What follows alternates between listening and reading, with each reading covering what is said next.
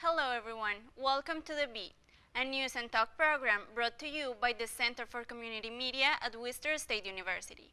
I am Maria Kearns-Galeano. In this special segment, we are going to discuss veganism and the impact of a plant-based diet for our health, the animals, and the environment. We left the studio to visit the Boston Veg Food Fest and see what it is all about. The Boston Veg Food Fest brings together several vegan and vegetarian natural food providers, top national speakers, chefs, and educational exhibitors in a fun and welcoming environment. The festival is a chance to talk directly with food providers, business owners, and activists. Hi, my name is Laura Ray, and I haven't eaten meat since 1993. I became a vegetarian because I was living in Brussels, Belgium, and I bought Linda McCartney's first cookbook. The reason I say I lived in Brussels, Belgium is because I would watch the BBC, and since she lives there, she's more widely known. She's an animal activist as well. And plus my first dog. I saw all of his emotions and how he had a personality like we do, and he had his own quirks and routines. And I thought to myself, how can a pig, a chicken, or a cow be any different? In 1999, I was on holiday in the States, and I happened upon this book, and it said, "You can save the animals." And I thought, wow, that sounds perfect. And it talked about the dairy industry and the egg industry. And then I realized it was written by Ingrid Newkirk, the president of PETA. And so then I became a member of PETA. And I really got into activism then. I became member of the Vegetarian Society and the Vegan Society, and I met more people to recruit. Throughout her life, Laura has affected a lot of people with her veganism.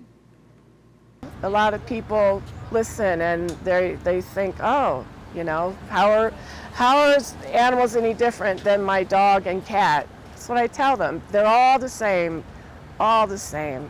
Many may think that a vegan diet is complicated. J.L. Fields, who among other things is a master vegan lifestyle coach and educator, explains that everybody has a different motivation for going on a plant-based diet. Vegan diet, plant-based, simply means don't eat animals or anything that came from them. It's pretty easy. Everything else you decide to do is a dietary choice. So let me tell you a little bit about me to put it in context. I ran V-Day for 5 years, and we went to Kenya. We were in Kenya in the Narok Valley. We opened up a safe house for girls who were fleeing female genital mutilation. So it was a beautiful ceremony, and a male elder came into the celebration. And this was a huge deal. This huge change in the community, and the male elder was behind it. And he said, I will support this change to protect these girls.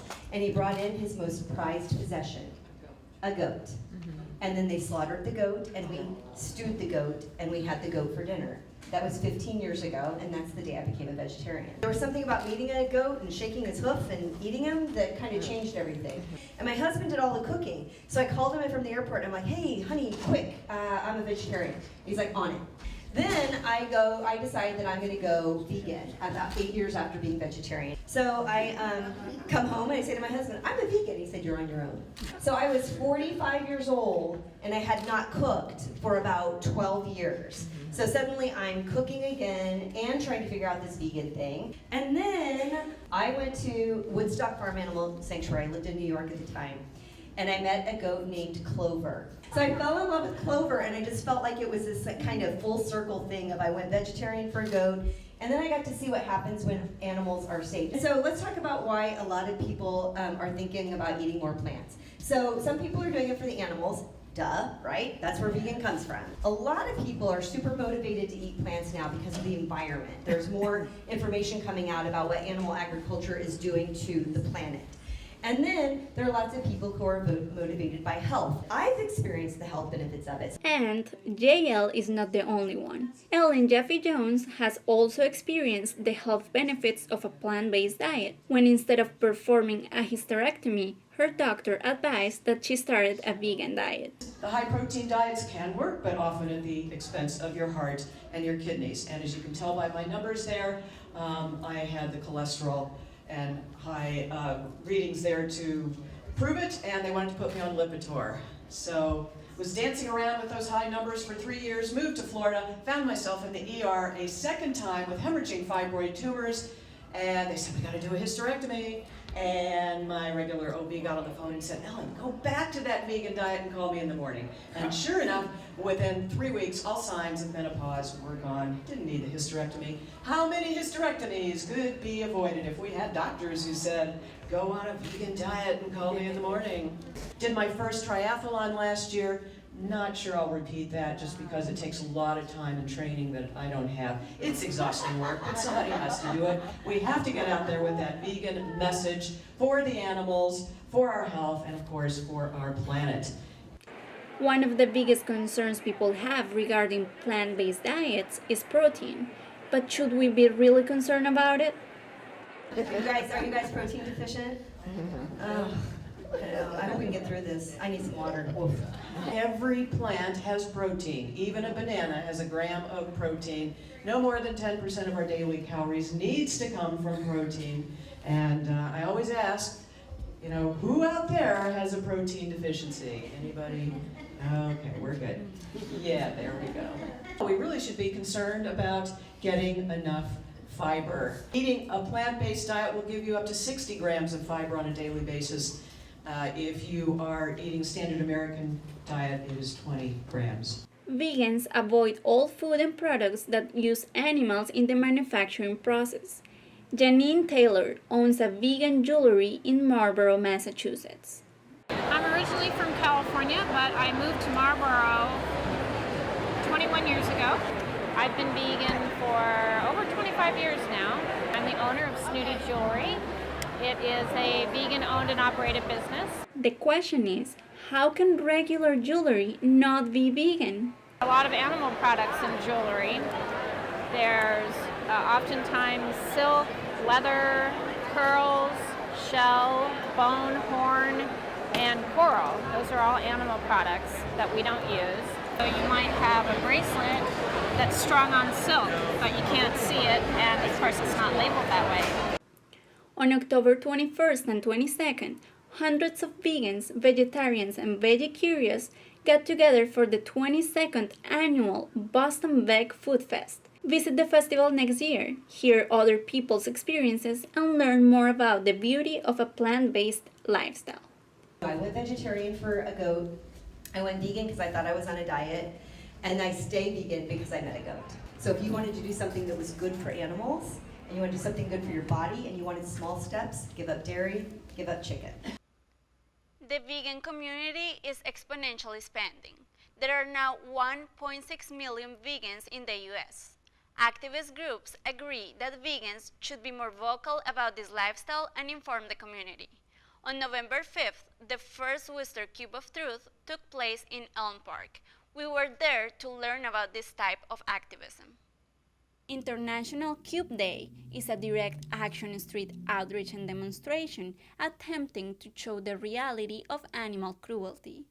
Volunteers stood straight with laptops and tablets, showing real animal slaughter footage and forming a square called the Cube of Truth. Mary Pelletier is the organizer for the Worcester, Fitchburg, and Framingham chapters of Anonymous for the Voiceless. Everything you want to eat, you can eat it with compassion and, without funding the cruel practices that go into animal agriculture. We're still pretty new and we've been really successful so far. We actually have a lot of really good conversations with people who stop and watch and listen to what we're talking about. So I think, there's only more that's going to happen.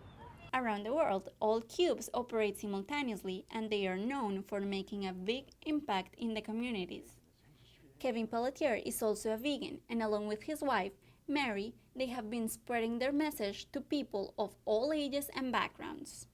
People should look into veganism because of how much they can affect everything around them. They can affect the environment, and they can affect positive change in animals' lives, and there's just so many things that they can do to help out, and it's just a simple change that they make. It's just amazing how much money that companies will put into making you believe that these healthy options aren't as healthy as they are because they want you to keep buying their products. Chip Brown, along with Moose, his plant-based dog, explains why he likes sharing his knowledge on this topic. I think it's really important to try to get the truth out there. I do it because I wish somebody had done it to me, and I do think it's really important for vegans to be more vocal. This is my dog. She's plant-based. She's one of the most active dogs I know. She's 8 years old and has never been sick a day in her life. It is quite possible for a dog to go vegan. On November 5th, during International Cube Day, Anonymous for the Voiceless held almost 200 cubes around the world. Since it was established in April 2016, Anonymous for the Voiceless has held over 1,000 demonstrations in 227 cities. They have convinced over 37,000 people to reconsider the needless violence in their diets and lifestyles. Maria Kearns-Galeano for The Beat. Thank you for watching this segment of The Beat. We hope you enjoyed this program and learned from it. Please remember to like our Facebook page and follow us on Twitter. We'll see you next time.